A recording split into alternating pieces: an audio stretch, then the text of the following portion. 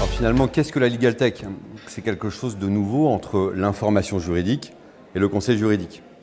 Et l'État, le ministère de la Justice notamment, est quelque part la première Legal Tech. Depuis toujours, l'État développe des services numériques pour les justiciables, notamment sur justice.fr. Et en fait, l'État pourrait mieux collaborer avec les écosystèmes, puisque depuis que l'État a ouvert les données publiques, depuis 2014, un écosystème est né en France, plus de 200 startups du droit.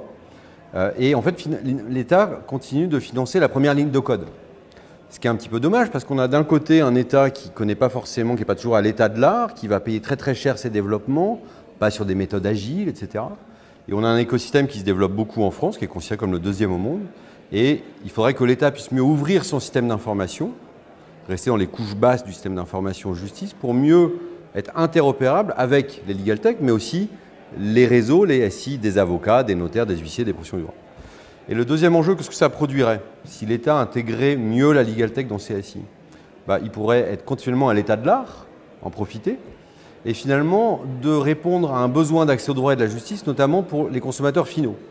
Les legal tech sont énormément sur les B2B, ça a participé au renforcement de l'accès au droit des entrepreneurs, sans doute, mais le citoyen, nous parlions pendant la conférence aujourd'hui du réfugié, de l'assistante sociale qui est face à un justiciable, du permanencier d'accès au droit. La Legal Tech n'a pas tellement pénétré ce marché-là. Et sans doute l'État pourrait, en intégrant mieux l'état de l'art et cette Legal Tech, mieux répondre à ce besoin d'accès au droit et de la justice qui est de plus en plus prégnant.